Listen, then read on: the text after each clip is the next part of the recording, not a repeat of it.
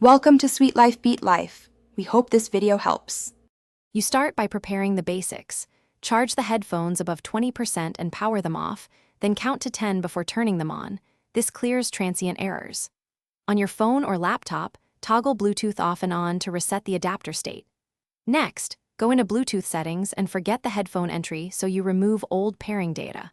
Once done, put the headphones into explicit pairing mode so your device can discover a clean, fresh connection. You now focus on pairing correctly and eliminating interference. Put the headphones into pairing mode by holding the power or pair button for 5 to 10 seconds until the LED blinks. That tells your device to look. Move closer, within 3 to 10 meters, and step away from routers, crowded USB 3.0 hubs, or microwaves because those create RF noise. If your device still doesn't discover the headphones, restart the phone or the computer's Bluetooth service to refresh drivers and scanning. You finish by completing the pair and validating audio. Choose the headphones from the Bluetooth list and accept any PIN or confirmation prompt. Pairing succeeds when the LED changes and your device shows connected.